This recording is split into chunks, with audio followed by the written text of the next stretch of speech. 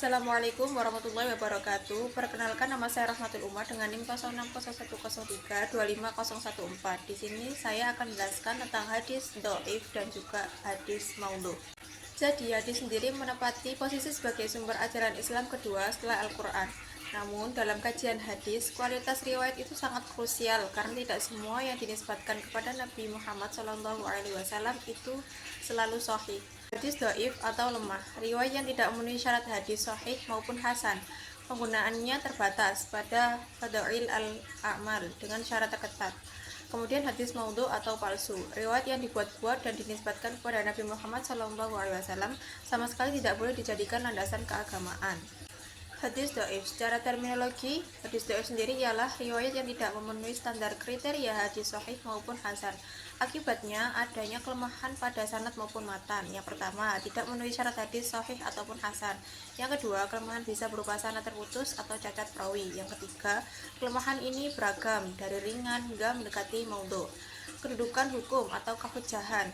Mayoritas ulama membolehkan hadis dhaif hanya untuk fadail al-a'mal atau keutamaan amal, bukan untuk penetapan hukum ataupun akidah.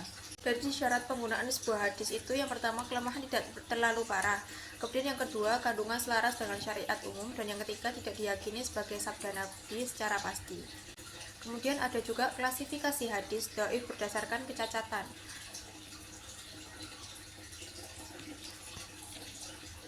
Selanjutnya ada klasifikasi hadis dhaif berdasarkan kecacatan sanad, kecacatan perawi, dan juga kecacatan matan. Yang pertama, berdasarkan kecacatan sanad. Yang pertama ada mursal, yaitu perawi tabi'in langsung ke Nabi tanpa sahabat.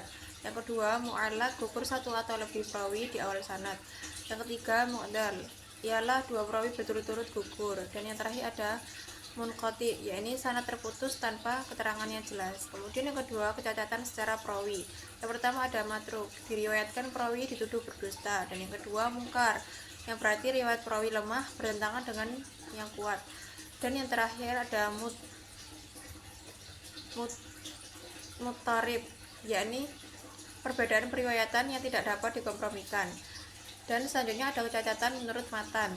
Yang pertama ada shot, matan bertentangan dengan riwayat yang lebih kuat, dan juga mu'allal, yakni terdapat cacat tersembunyi yang hanya diketahui ahli hadis. Hadis maudhu atau kategori palsu dan juga rekayasa. Hadis maudhu sendiri ialah hadis yang secara sengaja dikarang atau dinisbatkan kepada Nabi Muhammad SAW, padahal beliau tidak pernah mengucapkannya. Ini termasuk kategori yang terendah dalam kualitas hadis.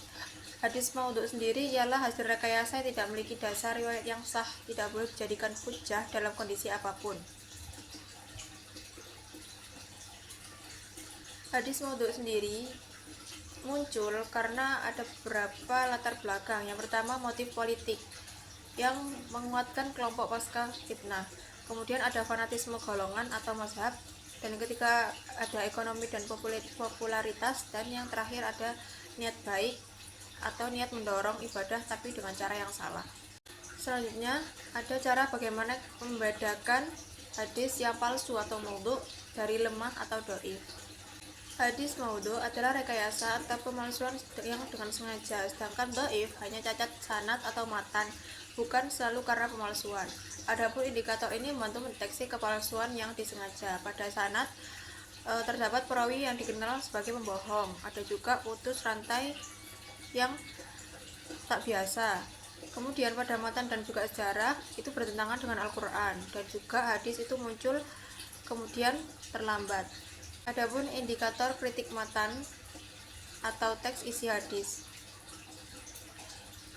Yang pertama, bertentangan dengan teks dasar. Matan bertolak belakang secara jelas dengan Al-Quran, hadis sahih yang mutawatir atau ijma' ulama. Kemudian ada hulu atau berlebihan, adanya janji pahala atau ancaman siksa yang sangat berlebihan tanpa sandaran terpercaya, seperti pahala yang sangat besar untuk amal kecil. Kemudian yang ketiga ada bahasa yang tidak khas Nabi. Secara bahasa atau uslub atau istilah yang digunakan aneh, tidak sesuai dengan gaya redaksi dan kefasihan yang dikenal dari Nabi Muhammad SAW.